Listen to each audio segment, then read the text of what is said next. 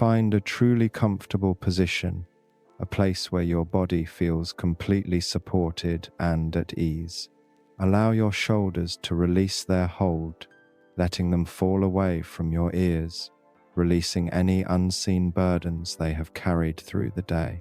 Take a soft, gentle breath in through your nose, and as you exhale, imagine your breath carrying away any lingering thoughts or worries. There is nothing left to do right now, nowhere else to be. Simply breathe and listen, and begin our journey, a quiet descent deep into the earth to a sanctuary of life and time. Imagine now that you are standing before an old sturdy door of dark oak set discreetly into the green slope of a forgotten hill far removed from the clamor of the world. The air out here is crisp and clean, carrying the scent of wild grasses and the rich, dark smell of damp earth after a passing afternoon shower. You can feel the profound peace of this place, a stillness punctuated only by the soft whisper of the wind as it combs through the distant treetops. In your hand you hold a key forged from heavy iron, cool and substantial to the touch. Its surface has been worn smooth by countless years of use, and when you guide it into the ancient ornate lock, it slides home with a perfect sense of belonging. A deep, satisfying click echoes softly as you turn your wrist. The heavy door groans a quiet welcome and swings inward, revealing a passageway leading down. You step across the threshold, and immediately, a different kind of air greets you. It is cool, dry, and filled with a most peculiar and comforting scent, a delicate fusion of ancient stone, the subtle, spicy fragrance of cedarwood, and the clean perfume of dry earth. You pull the heavy oak door closed behind you. The sound it makes is a low, solid thump that resonates in the quiet, a final gentle confirmation that the outside world has been left behind. You are now in a safe space, a private sanctuary. Before you, a spiral staircase carved from the living stone of the earth winds its way down into the deep. Its steps are gently worn in the center, a testament to the quiet, purposeful journeys taken upon them. The only light comes from a lantern you carry, its small flame dancing calmly inside its glass housing, casting warm, gentle shadows that sway and glide across the stone walls. You begin your descent one slow, deliberate step at a time. The sound of your own footsteps is soft against the stone, a steady, soothing rhythm in the enclosed space. As you move deeper, the air grows ever more still. All the sounds of the world above the wind, the rustle of leaves fade into nothingness, replaced by the profound, velvety silence of the deep earth. You can feel the solid presence of the stone walls on either side of you. They are cool to the touch if you reach out a hand to steady yourself. They have been here for ages, silent witnesses to this same descent, and they will remain here guarding the peace that lies below. That immense solidity seeps into you, grounding you, making you feel unshakably safe and secure. Your journey downward is unhurried. You savor each moment, noticing the subtle shifts in the air, the deepening quality of the silence. Your own breath in response naturally slows and deepens, falling into rhythm with the ancient pulse of this place. At last, the stairs empty out into a short corridor, and at its end stands another door. This one is larger, crafted from thick planks of rich, fragrant cedar. You set your lantern down on the stone floor, its light pooling around your feet. Using both hands, you slide the heavy wooden bolt across. It moves smoothly in its well-worn groove, with a low whispering rasp. You take hold of the cool brass handle, feeling its solid weight, and gently pull the door open. A vast vaulted chamber is revealed before you, bathed in a soft, welcoming darkness. but it is the scent that truly embraces you now. The warm perfume of cedar is stronger here, interwoven with the faint vanilla-like fragrance of old paper and the subtle, dusty, and altogether wholesome aroma of thousands upon thousands of sleeping seeds. It is the scent of potential, of patience, of promises, yet to be fulfilled. You take a long, slow breath, filling your lungs with this air of safety and familiarity. It is like the smell of an old, beloved book, opened in a quiet attic on a rainy day, a scent that speaks of memory and of peace.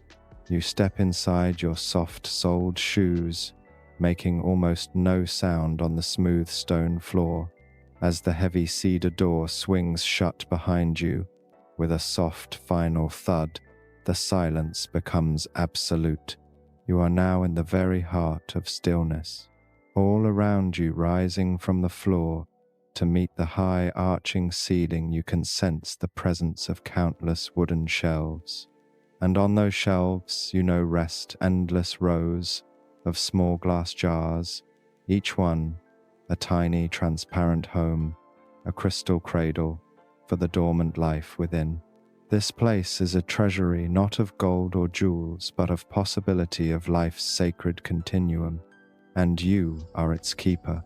Tonight, your quiet task is the annual inventory, a slow, meditative ritual, a silent conversation with all the slumbering lives in your care. You stand for a moment in the center of the great room, letting your eyes adjust to the gentle dark, letting your mind settle completely into the profound calm of the seed library. You take a slow, deep breath, and on the exhale you feel your awareness expand to fill the entire chamber. You are a single, quiet presence in this immense silent space. Your lantern, placed on the floor near the entrance, casts a solitary circle of warm golden light, leaving the rest of the great library in a soft and welcoming darkness. Reaching into a small alcove in the stone wall beside the door, your fingers find the familiar shape of a box of matches and the smooth, cool metal of 3 more lanterns. You carry them one by one to designated places throughout the room, a large flat-topped stone in the far corner, a hook extending from a central wooden pillar, and finally the center of the great oak desk that serves as your prep workspace. The process is a ritual, slow and mindful. You open the first lantern, lifting the glass chimney. The sound is a faint, high-pitched scrape of metal on metal. You strike a match. The sound is sharp for a moment, then instantly softened by the vast, quiet space. A tiny bead of sulphurous light blooms in the dark, and you bring it to the wick. The wick catches, sputtering for a second before settling into a steady, silent flame. You lower the glass back into place, and a new pool of gentle light spreads across the stone floor, illuminating the base of a towering wall of shelves. You repeat this process with the other 2 lanterns. Each strike of the match, each blossoming of flame is a deliberate act pushing back the darkness, not with harshness, but with a soft, steady glow. Now the library is no longer dark, but filled with a deep and gentle twilight, a warm, honeyed light that makes the rich grain of the cedar shelves seem to glow from within. Your attention now turns to the desk. It is a massive piece of furniture carved from a single ancient tree, its surface worn smooth and dark with age and use. You run your hand over its surface, feeling the subtle grain, the history held within the wood. It is cool and solid beneath your palm, a grounding presence in the center of the room. On the desk sits the grand ledger. It is an enormous book bound in dark, worn leather, its pages thick and fibrous, smelling faintly of time itself. You open it. The sound of the heavy cover falling open is a soft, satisfying thump. The pages within are filled with neat, careful script, The ink faded to a soft brown in the older sections, a deep black in the more recent entries. Your entries. Beside the ledger rests a simple ceramic inkwell filled with a dark iron gall ink and a single pen with a well-used wooden shaft and a fine metal nib. You pick up the pen, feeling its familiar, balanced weight in your hand. This is not a task to be rushed. This is a meditation, a communion. You are here to bear witness to the quiet, patient miracle of dormancy. Your purpose is not to hurry things along, but simply to observe, to record, and to ensure that all is well, that this sanctuary remains secure. You feel a sense of profound calm settle over you, a feeling of rightness, of being exactly where you are meant to be. Leaving the open ledger and the waiting pen, you begin your walk toward the first section of shelves. Your soft footsteps are the only sound, a gentle shush-shush against the stone. The 4 lanterns cast long dancing shadows that stretch and recede as you move, making the library feel alive with a slow breathing rhythm. You are surrounded on all sides by the quiet promise of life. Thousands upon thousands of potential forests, meadows, gardens, and fields are held here, suspended in time, each one contained within a tiny, perfect vessel. You feel a sense of reverence for the sheer scale of it, for the trust that has been placed in your care. You arrive at the first bay of shelves in the section marked with a small carved wooden plaque depicting a simple 5-petaled flower. This is the section for the wild roses. Your eyes scan the rows of small glass jars, each one meticulously labeled in elegant looping script. They are all shapes and sizes. Some are tall and slender, others short and round. Some seeds are as fine as dust, others as large as a pebble. You reach out and let your fingers gently trail across the cool glass of the jars, feeling the faintest vibration of the silence around you. Your gaze lands on one particular jar. The label reads Rosa canina, the common dog rose. It's a simple, humble plant, yet resilient and beautiful. With gentle, careful hands, you lift the jar from its place on the shelf. It is cool and smooth and weighs almost nothing. The shelf behind it holds a faint impression in the thin layer of dust, a ghost of its presence. You hold the jar in the palm of your hand, cradling it as you walk back toward the light of the desk. The seeds inside are small, pale, and teardrop-shaped. They shift with a tiny, dry rustle as you move. Placing the jar on the desk beside the open ledger, you take a moment just to look at it. The lantern light catches the curve of the glass, creating a small bright crescent of gold. This small object in front of you holds the blueprint for thorny stems, for soft green leaves, for delicate pink-white blossoms that will one day open their faces to the Sunday. It holds the memory of every rose that came before it, and the promise of every rose that will come after. It is a vessel of time itself. You gently work the cork stopper free from the mouth of the jar. It comes loose with a soft, breathy pop. You lift the jar and bring it closer, inhaling the scent that is released.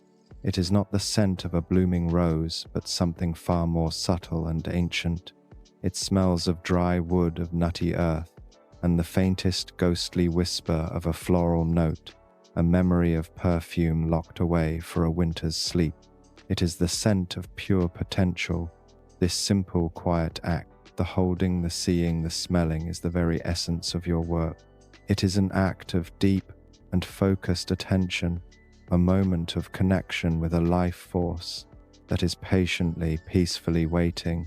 With the jar uncorked, you tip a few of the small pale seeds into the palm of your other hand. They feel incredibly light, their surfaces smooth and hard, like tiny polished pieces of wood. You feel their delicate weightlessness, a stark contrast to the immense potential they contain. Each tiny seed is a universe of information, a complete and perfect set of instructions for becoming. There is no hurry in them, no anxiety. They simply are resting in a state of profound patience, awaiting the perfect convergence of warmth, water, and light that will call them into being. Holding them, you feel a measure of that same patience seep into your own spirit. The need to rush, the pressure of the clock, all of that belongs to the world above. Down here, time flows differently. It is measured not in minutes and hours, but in the slow, imperceptible turning of seasons, in the patient waiting of a seed. You carry the few seeds in your palm over to a small, dedicated section of your work desk. Here, under the focused glow of one of the lanterns, rests a simple but powerful tool, a large magnifying glass, its lens thick and clear, its handle made of smooth, dark rosewood. You pick it up, feeling its familiar heft. You hold the lens over the seeds in your palm, and the world shrinks and sharpens.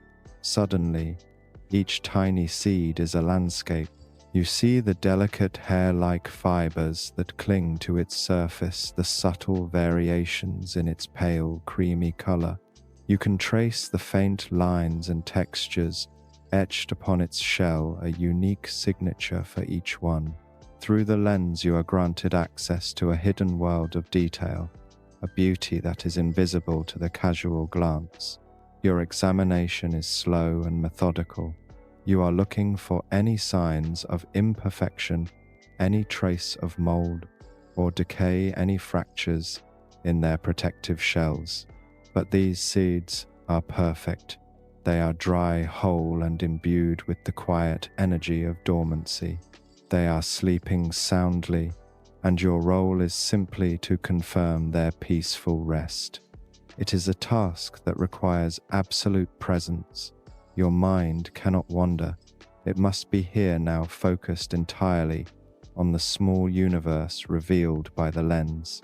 The sounds of the library, the faint whisper of air moving through a ventilation shaft high above, the almost imperceptible hum of the silence itself become a backdrop to your concentration.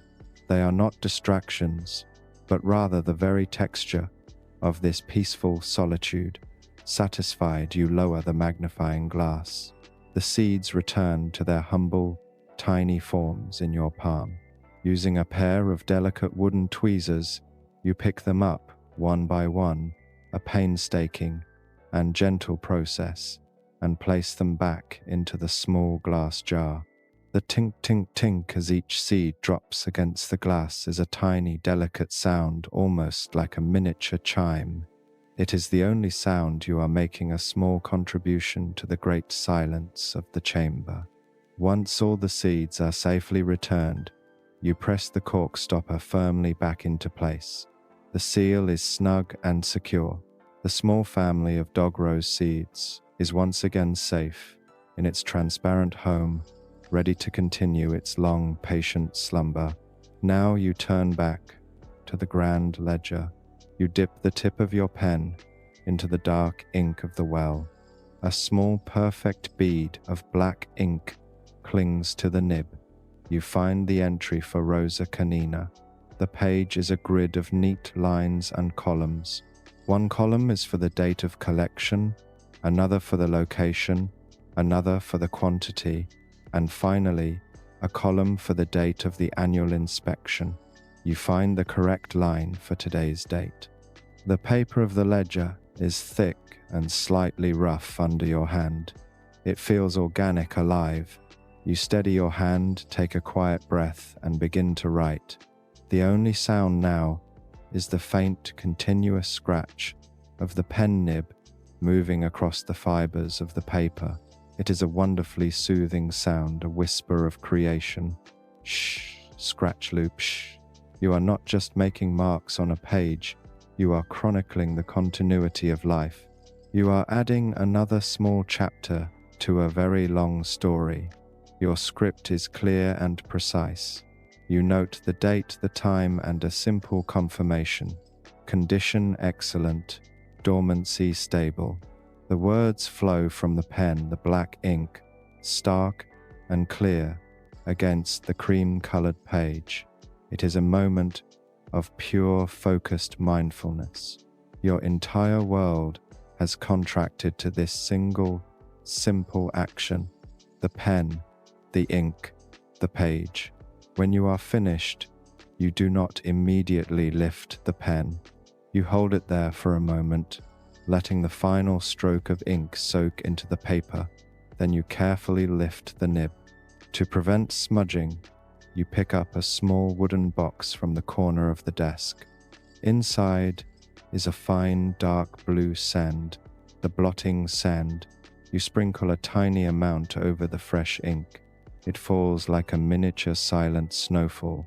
You wait a moment, letting the sand absorb the excess ink, then gently tilt the heavy page, allowing the sand to run off into a small tray, leaving behind a crisp, dry line of text.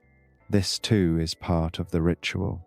It is an act of care, of ensuring that the records, like the seeds they describe, are preserved perfectly. You close the small box of blotting sand and place it back in its corner. You look at the fresh entry in the ledger. It is a small, quiet testament to the work of this night. A single line in a book of thousands of lines representing one jar among thousands of jars, and yet it feels deeply significant. It is a connection made a duty fulfilled. You place the pen back in its stand beside the inkwell, its work done for now. You then pick up the small jar of dog rose seeds, its inspection complete. As you carry it back to its place on the shelf, you feel a sense of quiet satisfaction, the gentle, deep-seated contentment that comes from performing a simple, meaningful task with care and attention. The library feels even quieter now, as if it too is breathing a sigh of peaceful accomplishment with you. You slide the small jar of Rosa Canina back into its designated space on the cedar shelf. It settles into place with a soft final clink against the glass of its neighbors, rejoining the silent, orderly community. The space it left for a few brief minutes is now filled once more. The row is complete, a perfect line of potential, each inhabitant accounted for and confirmed to be resting peacefully. You stand for a moment, simply observing the wall of glass and wood, the soft lantern light reflecting in 1,000 tiny points of light, like a constellation of earthbound stars. Each point of light represents a story, a lineage, a unique expression of life. It is a profoundly humbling sight. Your work for the night is a slow journey along these shelves, a quiet pilgrimage from one section to the next. You decide to move deeper into the library toward the section that houses the seeds of ancient trees. As you walk, your footsteps echo ever so slightly on the stone floor, the sound absorbed by the vastness of the vaulted ceiling and the endless rows of wooden shelves. The air here feels even cooler and more still, carrying the rich, resinous scent of pine and fir, mixed with the deep, loamy smell of ancient hardwoods like oak and maple. It is a scent that speaks of longevity, of strength of roots that go deep into the earth. It is the perfume of endurance. You arrive at a tall bay of shelves, marked with a simple carving of an acorn. This is the heart of the forest section. The jars here are larger, more robust, befitting their contents. Your eyes scan the labels, reading the names, like a roster of old and noble families. Quercus, Rober, the English oak; Pinus, Longivia, the bristlecone pine; Fagus grandifolia, the American beech. Each name evokes an image, a towering canopy, a gnarled trunk, the rustle of autumn leaves. You feel as though you are in the presence of sleeping giants. The potential energy stored in this small section of the library alone is staggering to contemplate enough to seed a forest that could stand for 1,000 years. Your hand is drawn to a particular jar, stout and wide, filled with the distinctive winged seeds of the maple tree known as samaras. The label written in your own careful hand from a collection years ago reads, Acer saccharum, the sugar maple. You remember the day you collected these. A crisp autumn afternoon, the air smelling of wood smoke and fallen leaves, the sky a brilliant cloudless blue. The parent tree was a magnificent specimen, its leaves a fiery explosion of orange, red, and gold. You had gathered the samaras as they spun down from the high branches, little helicopters spiraling through the golden light. Holding the jar now, that memory returns to you, not as a sharp thought, but as a gentle feeling, the warmth of the sun on your face, the sound of the wind in the leaves. You carry the jar back to the great desk, its contents making a dry, papery rustle. You place it beside the ledger and gently remove the wide cork stopper. The scent that emerges is subtle and sweet, like dry wood with a hint of sugar. You pour a handful of the samaras onto the smooth surface of the desk. They spread out in a delicate fan, each one a masterpiece of natural engineering. A small, hard seed case at one end, and a long, flat, fibrous wing, extending from it, veined like a dragonfly's wing. They are designed for flight to catch the wind and travel far from the shadow of their parent to find their own small patch of earth to call home. You pick one up, holding it by the tip of its wing. It is almost weightless, and you can see the intricate network of veins that give it both lightness and strength. The lantern light shines through the wing, making it translucent, revealing its delicate, amber-colored structure. There is a deep and abiding wisdom in this design, a perfection honed over millions of years. You feel a sense of wonder, the same wonder you felt as a child discovering these natural treasures for the first time. Here in the quiet of the library, that sense of childlike awe is allowed to surface unburdened by the complexities of the world outside. One by one, you inspect the samaras. You check for the integrity of the seed case, ensuring it is firm and whole. You examine the wings, looking for any signs of brittleness or mildew that might suggest excess moisture. They are all in perfect condition, their wings flexible, their seed cases sound. They are prime examples of nature's ingenuity, patiently waiting for their chance to fly. The process is hypnotic. The repetition of picking up a seed, turning it in the light, examining it, and setting it down creates a gentle, meditative rhythm. Your breathing is slow and even. Your mind is quiet, fully absorbed in the simple, tactile reality of the seeds. You are not thinking about yesterday or tomorrow. You are simply here now with the sugar maples. After inspecting the handful, you gently sweep them back into the jar. Their collective rustle is like the sound of dry leaves skittering across a quiet path. You seal the jar and turn to the ledger. You dip your pen, the small, familiar motions now second nature. You find the page for the Acer genus and the specific line for saccharum. The scratching of the nib on the paper is once again the only sound, a quiet counterpoint to the library's deep silence. You write the date and the same simple, reassuring words: condition excellent, dormancy stable. You blot the ink with the dark blue sand, the tiny grains whispering as they fall onto the page. You carry the jar of sugar maple seeds back to its home on the shelf. As you slide it into place, you imagine for a fleeting moment the future these seeds hold. You see a young sapling pushing its first 2 leaves up through the dark soil of a forest floor. You see it growing, its trunk thickening year by year, its branches reaching for the sky. You see its leaves turning from green to brilliant gold in the autumn sun, and you see new samaras spinning down, beginning the cycle all over again. Here in this cool, quiet vault, you are the guardian of that cycle.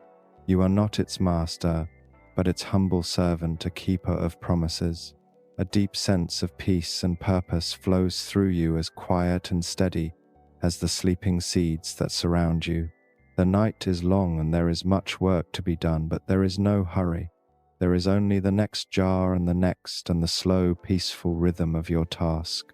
Leaving the silent, sleeping giants of the forest section behind you, meander through the aisles, letting your intuition guide you.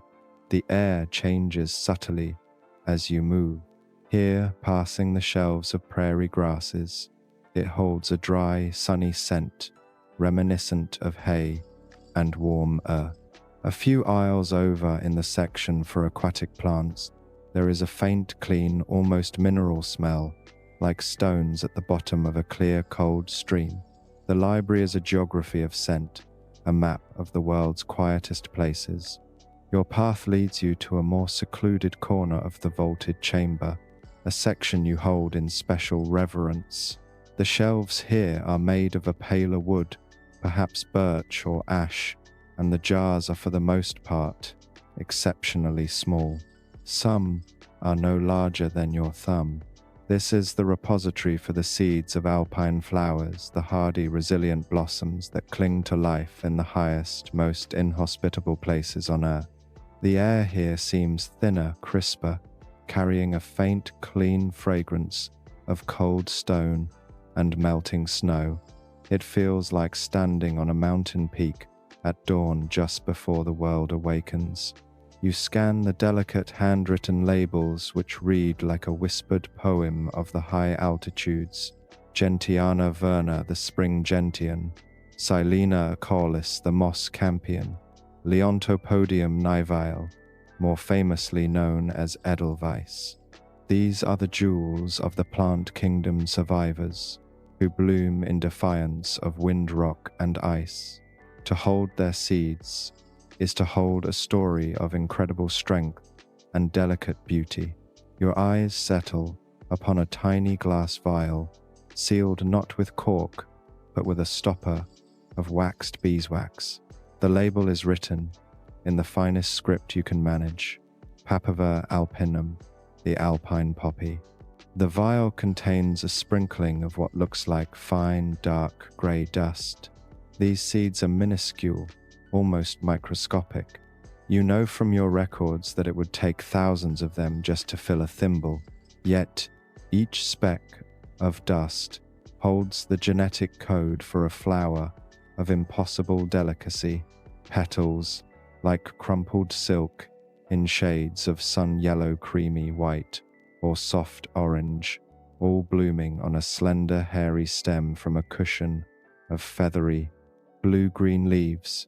You carry the vial back to the desk, with the utmost care holding it upright in your cupped hands. It feels fragile, precious. Placing it on the dark wood of the desk, it looks impossibly small, a tiny vessel containing a giant spirit. The beeswax stopper has been molded perfectly to the lip of the vial. Using the edge of a thin, flat wooden tool, you gently pry it loose. There is no sound, just a slight release of pressure. The scent that emerges is almost undetectable, a faint peppery mineral-like aroma, the scent of crushed rock and pure cold air. To inspect these seeds, you cannot simply pour them into your hand. They would be lost in the creases of your palm. Instead, you take a clean white ceramic plate from a drawer in the desk.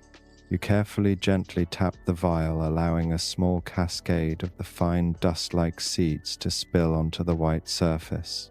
Against the stark white of the plate, they look like a scattering of iron filings.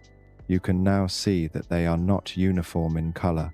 Some are a deep charcoal gray, others almost black. You bring the large magnifying glass over them. As you peer through the lens, a new world emerges from the dust. Each tiny speck resolves into a perfect kidney-shaped seed.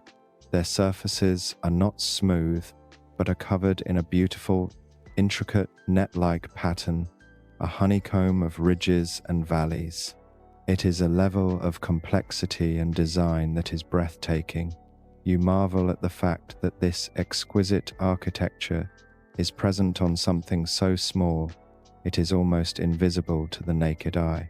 This is nature's hidden artistry, a secret shared only with those who take the time to look closely. You spend a long, peaceful time just observing them through the lens, moving the glass slowly across the ceramic plate. Your focus is so complete that the rest of the library, the world, seems to fall away. There is only you, the lens, and this miniature landscape of sleeping poppies. The silence in the chamber feels deeper now, as if it is holding its breath with you, in reverence for this small miracle. The process is a form of meditation, a lesson in scale. It reminds you that the grandest things, courage, resilience, beauty, often come in the smallest packages. These seeds are a testament to the power of the small, the overlooked, the humble. After a thorough inspection confirming their perfect dry and stable condition, the task of returning them to their vial begins. This requires a tool as delicate as the seeds themselves. From a slender wooden case, you retrieve a fine bristled brush, the kind used for painting miniatures. The bristles are incredibly soft. You gently sweep the seeds together into a small pile in the center of the plate. Then, using the plate as a funnel, you carefully guide the tiny cascade of seeds back into the mouth of the glass vial. You watch until the last speck has fallen safely inside.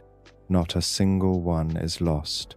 You press the beeswax stopper back into place, warming it slightly with your fingertips to ensure a perfect airtight seal. The alpine poppies are secure once more. You turn to the ledger, find the entry, and with the soft scratch of your pen you record your findings.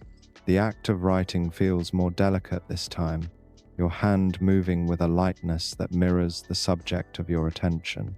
You blot the ink, the fine sand whispering down. As you carry the vial back to its shelf in the high-altitude section, you feel a sense of profound tenderness. You are not just a keeper of seeds, you are a guardian of stories. The story of the alpine poppy is one of triumph against adversity, of finding the strength to bloom in the harshest of conditions. You place the vial back in its small designated spot. It sits amongst its peers, a tiny library of mountain courage. Looking at the rows of these minuscule vials, you are filled with a quiet strength. It is a reminder that even in the face of overwhelming odds, life persists. It endures. It waits for its moment to blossom. And here in the deep, quiet heart of the earth, you are its patient, watchful companion. Your journey through the library continues, a silent, drifting exploration. You move away from the high, cold peaks of the alpine section and into a part of the chamber where the air feels noticeably warmer and more humid. The scent here is rich and complex, a heady mixture of damp earth, decaying leaves, and the exotic spicy perfume of unseen blossoms. The wooden shelves in this area are a deep dark mahogany, and they seem to absorb the lantern light, creating pockets of even deeper shadow. This is the domain of the tropics, a collection of seeds from the world's rainforests and jungles. Here, the jars and containers are wildly varied, reflecting the sheer diversity of the life they hold. There are long, slender glass tubes containing the impossibly fine, dust-like seeds of orchids. There are wide, shallow ceramic bowls holding the large, heavy nuts of canopy trees, and there are sealed wooden boxes that protect seeds so sensitive to light that they must be kept in perpetual darkness. The energy in this section feels different, more vibrant, more immediate, while the other seeds in the library sleep a deep, patient slumber. The seeds here feel as though they are merely dozing lightly, ready to burst into life at the slightest encouragement. You are drawn to a medium-sized glass jar with a heavy ground glass stopper. Inside is a collection of perhaps 24 large, wrinkled, dark brown seeds, each about the size of a flattened marble. The label identifies them as Theobroma cacao, the source of chocolate. The name itself, Theobroma, means food of the gods in Greek, and looking at the seeds you can feel their ancient, almost mythical quality. They seem to hold a warmth within them, a memory of the humid, sun-dappled shade of the understory where they were born. You carry the jar to your desk. It is heavier than the others, more substantial. Lifting the glass stopper is a two-handed task. It fits so perfectly that it creates a slight vacuum. As you finally work it free, a rich, powerful, and utterly intoxicating aroma is released into the air. It is not the sweet smell of processed chocolate, but something far deeper and more complex. Earthy, bitter, with notes of dark fruit coffee and a hint of spice. It is a wild and untamed scent, the very soul of the cacao bean. You close your eyes for a moment, simply inhaling, letting the fragrance fill your senses. It is transporting.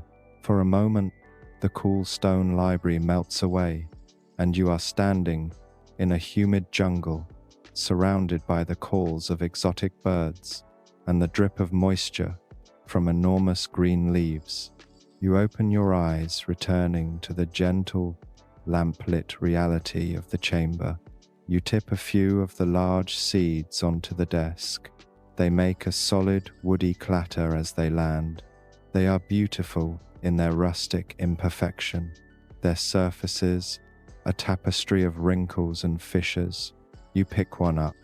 It feels warm to the touch, or perhaps it is simply that it retains a latent memory of tropical heat. Its surface is dry and slightly rough under your fingertips. You know that inside this unassuming wrinkled shell lies the fatty purplish cotyledons that, through a complex process of fermentation, drying, and roasting, are transformed into one of the world's most beloved flavors. But here, in its raw, sleeping state, it is simply a promise, a vessel of pure potential. Your inspection of these seeds is more tactile than visual. You press each one gently between your thumb and forefinger, checking for the correct firmness. A seed that is too soft might harbor moisture and mold. One that is too brittle might be old and no longer viable. These are all perfect, firm, solid, and whole. You roll one between your palms, the friction creating a faint, pleasant warmth and releasing another wave of that rich, earthy fragrance. It is a deeply grounding sensation. This work is a conversation conducted not with words, but with touch, with scent, with focused attention. As you handle the seeds, your mind drifts to the intricate web of life they represent. You think of the tiny midge flies, the only creatures capable of pollinating the cacao flower. You think of the monkeys and other animals that break open the pods and disperse the seeds. You think of the deep, rich soil and the constant, gentle rain of their native home. Each seed is not an isolated object, but the center of a vast, interconnected network of relationships. To care for the seed is to honor the entire system that created it. It is a humbling realization, a reminder of your small but vital place in the grand tapestry of life. When you are satisfied with your inspection, you gather the seeds and return them to their heavy glass home. The clattering sound as they fall back into the jar is a pleasingly solid and final sound. You reseal the jar with its heavy stopper, giving it a slight twist to ensure a perfect fit. The intoxicating aroma is once again contained, locked away safely within the glass. You turn to the ledger, and once more, The familiar, comforting scratch of pen on paper fills the silence. You record your observations, your pen flowing in a steady, unhurried rhythm. The ink gleams wetly in the lantern light for a moment before you blot it dry with the fine blue sand. You return the jar of Theobroma cacao to its shelf among the other sleeping inhabitants of the tropics. Placing it back feels like tucking a child into bed. You are ensuring its safety, its comfort, its potential for a future awakening. As you turn away from the shelf, the rich chocolatey aroma still lingers faintly in the air around you, a ghost of the jungle in the heart of the deep earth. You take a slow, deep breath, savoring it. Each section of the library offers a new world to explore, a new set of sensations, a new kind of peace, and the night is still young, filled with the promise of more quiet discoveries. Leaving the warm, humid air of the tropical section behind you, find yourself drawn toward the very center of the vaulted chamber. Here, standing alone and apart from the towering wall shelves, is a series of waist-high wooden cabinets with wide, flat drawers. The wood is a pale, silvery color, perhaps maple or sycamore, and its surface is polished to a soft matte sheen by a century of careful hands. There are no labels on these cabinets, no carved plaques. They do not need them. You know this place intimately. This is the heart of the library, its most precious and enigmatic collection, the unclassifieds. These drawers hold the seeds that defy easy categorization. They are the travelers, the drifters, the mysteries. Some were brought here by explorers from lands not yet on any map. Others were found sealed in ancient vessels, their origins lost to time. Still others are believed to be not of this world, collected from the cores of meteorites that fell from the sky in fiery arcs. This section is not about cataloguing the known, but about safeguarding the unknown. It is a place of wonder, of speculation, and of profound humility in the face of nature's infinite creativity. The air here is neutral, clean, and still. It holds no dominant scent, as if it is a space held in waiting, a blank canvas for the imagination. You run your hand over the smooth, cool top of one of the cabinets. There is a deep, resonant silence here, a feeling of immense age and untold stories. You feel like an astronomer peering into deep space, aware that what you can see is only a tiny fraction of what exists. You pull open one of the long, shallow drawers. It slides out with a whisper of perfectly fitted wood on wood, a sound of masterful craftsmanship.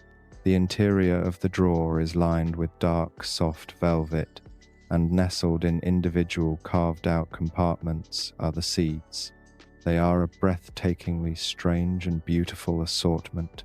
There is a seed that looks exactly like a spiral galaxy, its arms swirling out from a central point, shimmering with an iridescent, oily sheen. In another compartment rests a seed that is perfectly transparent, a tiny solid sphere of what looks like glass, with a single dark speck suspended motionlessly in its center. Another is a cluster of impossibly fine metallic gold filaments, like a tangle of spun sunlight. Your task here is different. There is no ledger to update, no established criteria for inspection. Your role is simply to observe, to be present with them, to ensure their strange and wonderful slumber is undisturbed. You are not just a keeper, you are a witness. You gently lift a seed from its velvet bed. This one is shaped like a perfect cube, its sides flawlessly flat, and its corners impossibly sharp. Its surface is a deep, matte black that seems to absorb the lantern light, making it look like a small hole in reality itself. It feels strangely heavy in your palm, far heavier than its size would suggest. It is cool to the touch, with a texture like polished stone. You hold it, turning it over and over, marveling at its geometric perfection. Nature rarely deals in perfect straight lines and right angles, yet here is a seed that seems to defy that rule. Where did it come from? What kind of impossible plant would grow from such a thing? The questions hang in the silent air, unanswered and unanswerable, and that is part of their magic. There is no need for answers here, only for quiet contemplation. You place the black cube back in its velvet nest and turn your attention to another. This one is soft and pliable to the touch, with a texture like fine suede. It is a pale, luminous blue, and it pulses with a very slow, faint light like the gentle breathing of a firefly. The light brightens almost imperceptibly, holds for a few seconds, and then slowly fades, only to begin the cycle again. The rhythm is incredibly slow, perhaps once every 30 seconds. It is a calm, steady, living pulse. You find your own breathing, unconsciously synchronizing with its gentle rhythm. Inhale as the light grows, exhale as it fades. It is a deeply meditative experience, a direct non-verbal communication with a form of life utterly alien to your own. You feel a connection to it, a sense of shared existence in the vast, silent universe. You spend a long time with this drawer, moving from one compartment to the next. You examine a seed that emits a continuous, very low hum, a single pure musical note that you feel more as a vibration in your bones than as a sound you hear with your ears. You study another that slowly changes color, cycling through the entire spectrum, from deep violet to fiery red and back again in a slow, silent dance. Each one is a universe of its own, a complete and perfect mystery. This work requires a different kind of attention. It is not the focused, analytical mind you used for the roses or the maples. It is a softer, more receptive awareness. It is the practice of simply being with, of observing without judgment or the need to understand. It is an exercise in pure wonder. The silence of the library seems to deepen even further here, as if respecting the profound secrets held within these drawers. Finally, with a sense of reverence, you gently push the long drawer closed. It slides home with that same satisfying whisper-quiet sound, sealing the mysteries away once more. You stand for a moment with your hand resting on the smooth wood of the cabinet. You feel calm, centered, and profoundly peaceful. The questions and complexities of your own life, of the world above, seem very small and very far away. Here, in the presence of these cosmic enigmas, your own concerns find their proper perspective. You are a small part of a universe far more strange, beautiful, and wonderful than you can possibly imagine, and your small, quiet task to watch over these sleeping wonders feels like the most important job in the world. The steady, pulsing glow of the blue seed lingers in your mind's eye, a slow, rhythmic beacon in the heart of the library's deep and abiding peace. Leaving the profound mystery of the unclassifieds behind you, feel the need for something simple, something familiar and grounding. You walk towards the outer edge of the library to a section often overlooked but no less vital. Here the shelves are lower, more rustic, crafted from simple, unadorned pine. The air smells clean and wholesome, a comforting blend of dry earth, sun-baked straw, and the subtle, nutty aroma of grain. This is the section for the staples, the humble, hard-working seeds that have nourished civilizations for millennia: wheat, rice, corn, barley, oats. The containers here are not delicate glass jars, but sturdy cloth sacks, tied at the neck with thick twine, and large earthenware crocks with heavy wooden lids. There is a sense of abundance here, of simple, life-sustaining honesty. This is the larder of the world, the foundation upon which so much else is built. There is a different kind of peace in this corner, a feeling of security and deep-seated contentment, the kind of feeling that comes from a full belly and a warm hearth. You stop before a large, open-topped wooden bin filled to the brim with kernels of golden corn. The bin is made from smooth, pale poplar wood, and it stands about waist-high. The sheer volume of the seeds is a beautiful sight, a flowing river of gold under the warm lantern light. The kernels on top have a soft, dusty sheen, and you know that just beneath the surface they are smooth, hard, and cool to the touch. This bin represents not just a single collection, but generations of harvests, a continuous line of nourishment stretching back through time. Your task here is simple and deeply satisfying. You are here to turn the grain to aerate it, to ensure that the air circulates freely and prevents any moisture from settling in one place. You roll up your sleeves, a small practical motion, and prepare to plunge your hands into the corn. You take a slow preparatory breath, and then you sink both hands wrists deep into the sea of golden kernels. The sensation is incredible. 1,000 tiny, smooth, hard points of contact press against your skin all at once. The corn is surprisingly cool, a testament to the stable, low temperature of the deep earth. As you push your hands deeper, the kernels shift and flow around them with a sound that is utterly unique and deeply soothing. It is a dry, rustling, whispering cascade, a sound that is both soft and immense at the same time. It is the sound of abundance, the sound of a gentle rain on a field of dry leaves, the sound of time itself trickling through an hourglass. You close your eyes, focusing entirely on the sensation and the sound. You begin to move your hands slowly through the grain, scooping it up and letting it run through your fingers. The kernels flow like cool, heavy water, a liquid solid.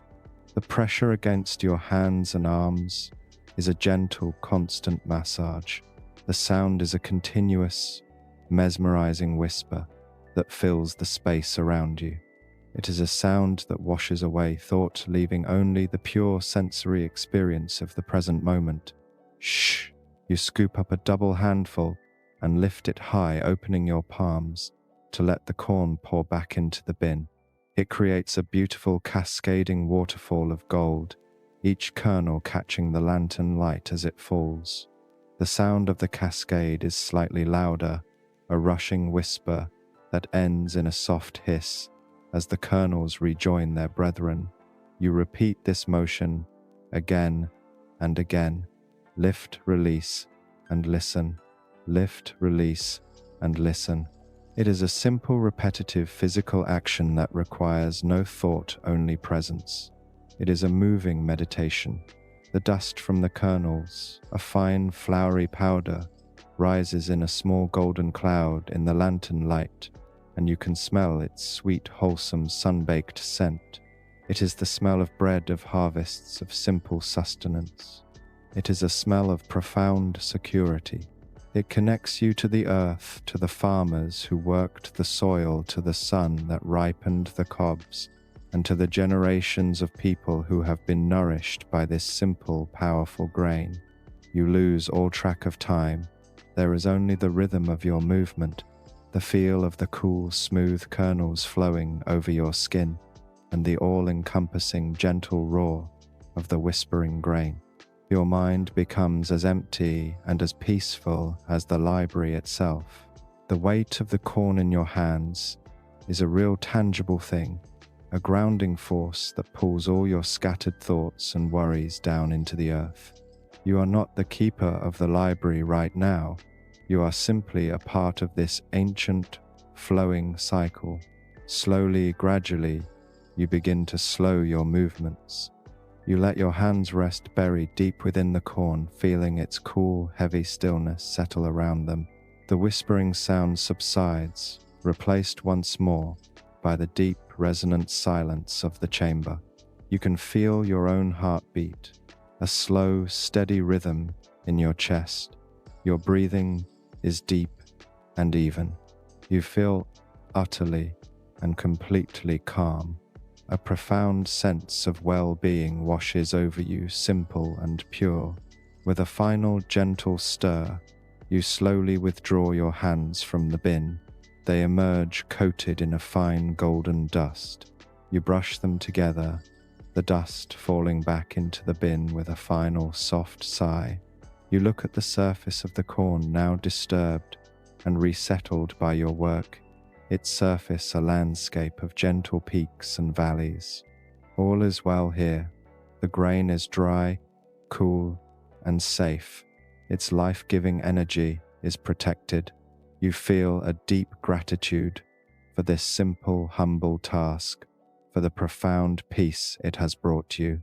This quiet corner with its unadorned bins and sacks has offered a sanctuary not just for the seeds, but for your own mind as well. Leaving the wholesome, grounding presence of the grain bin, you feel a gentle pull toward the final section of your nightly rounds. You walk along the curving outer wall of the library to a place where the stone is damper and cooler to the touch. Here a small spring-fed stream trickles from a fissure in the rock, flowing through a beautifully carved stone channel in the floor before disappearing back into the earth. The sound of the water is a constant gentle murmur, a soft liquid whisper that harmonizes perfectly with the library's deep silence. This is the Fern Grotto, the home of spores. The air here is cool, moist, and smells of wet stone, damp earth, and the green living scent of moss. The shelves are not made of wood which would rot in the humidity, but of smooth, dark slate, and upon these shelves there are no jars or sacks.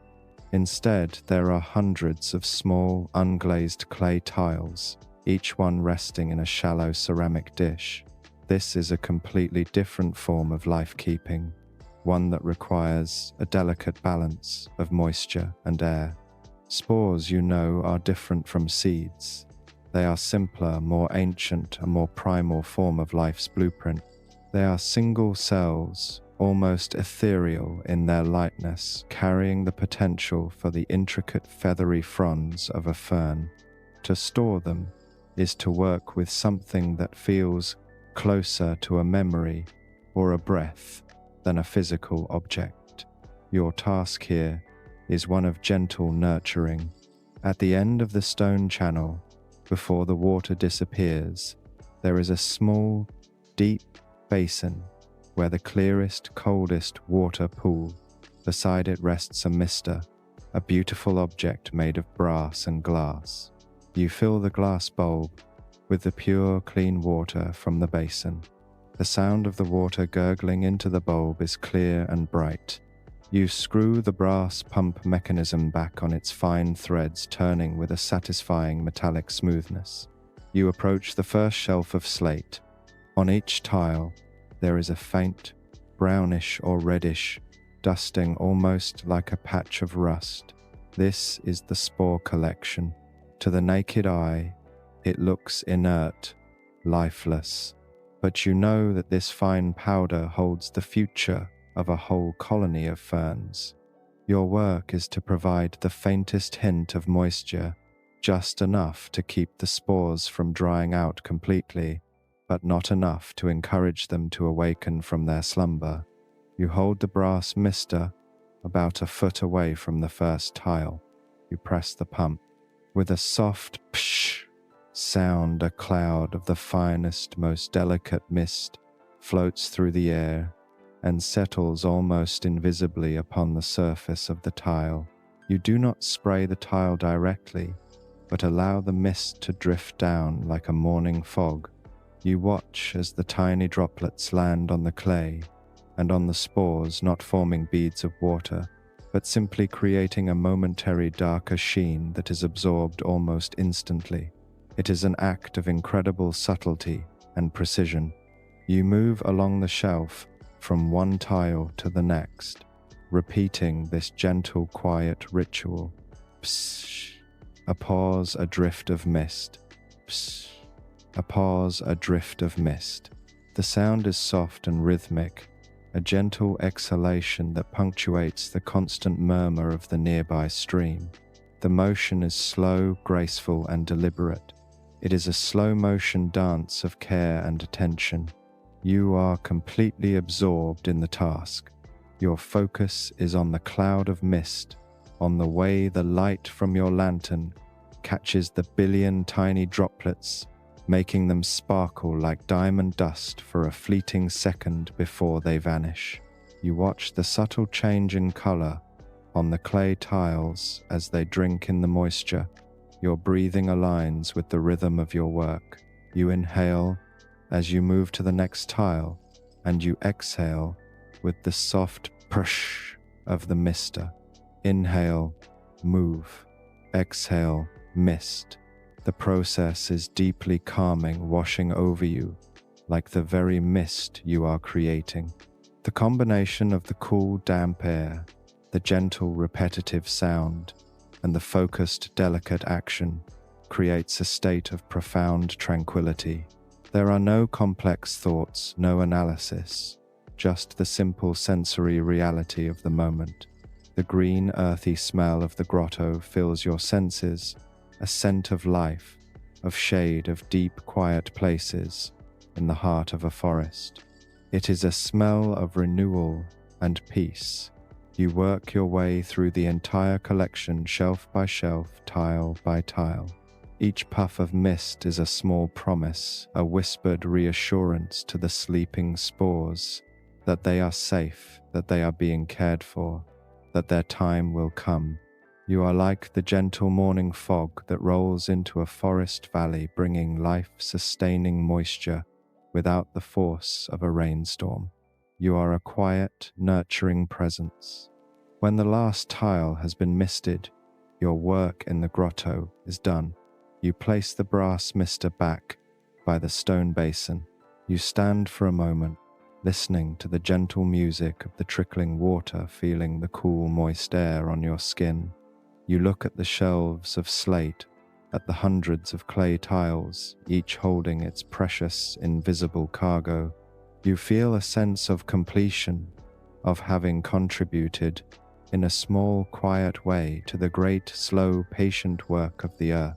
You turn to leave the grotto, stepping away from the sound of the water and back into the deeper silence of the main chamber. The air on your skin feels warmer and drier as you move away from the grotto's influence.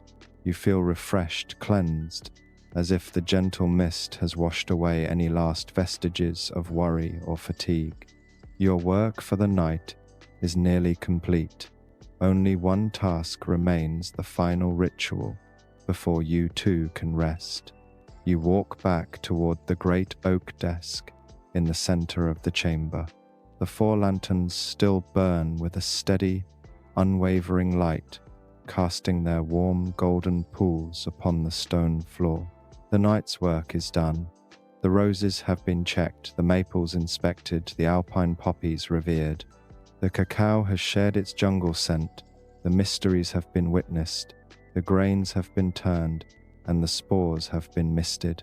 A quiet sense of accomplishment settles over you, as gentle and as comforting as a soft blanket. You stand before the desk and look at the grand ledger still open to the last entry you made. The ink is long dry, a permanent record of this night's quiet labor. With both hands you lift the heavy front cover and gently close the book. The sound it makes is a soft, final thump, a sigh of completion that echoes for a moment in the vast, silent room. The story of this night is now bound within its leather covers, joining the countless other nights that came before. Your final task is to extinguish the light. It is a reversal of the ritual you performed when you first arrived. You walk to the farthest lantern, the one resting on the flat-topped stone. You lift the glass chimney, its metal frame warm to the touch. You raise your hand, and with a gentle, focused puff of breath, you extinguish the flame. The wick glows a fiery orange for a second. A wisp of grey smoke rises, carrying the faint, waxy scent of snuffed candle, and then it is dark. One of the 4 pools of light has vanished, and the shadows in that corner of the library deepen, growing soft and velvety.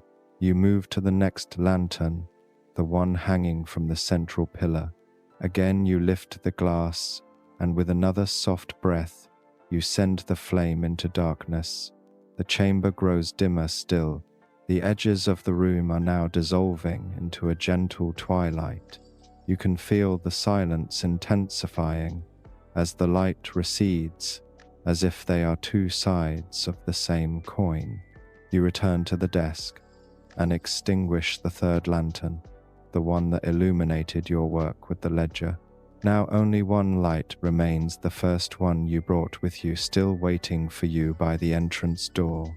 The library is almost entirely reclaimed by its natural, gentle darkness. The towering shelves are no longer distinct objects, but great silent presences, immense shapes hinted at in the gloom. The thousands of jars and vials have disappeared, their tiny reflected lights winked out one by one. But you do not feel a sense of loss. You feel a sense of peace. The darkness here is not empty or frightening. It is a comforting, protective embrace. It is the darkness of the deep earth of the womb of a sleeping mind. You pick up your last remaining lantern, its light now seeming brighter and more precious in the surrounding dark. You hold it aloft for a moment, taking one last look at the great sleeping chamber. You send a silent wish for a peaceful rest to all the slumbering lives in your care, a silent good night. Then you turn and walk toward the great cedar door. Your soft footsteps are the only sound. You reach the door, place the lantern on the floor and pull it open. You step through into the short stone corridor, then turn and pull the heavy door closed. The final soft thump of the latch seating itself feels like the closing of a book at the end of a long and wonderful story.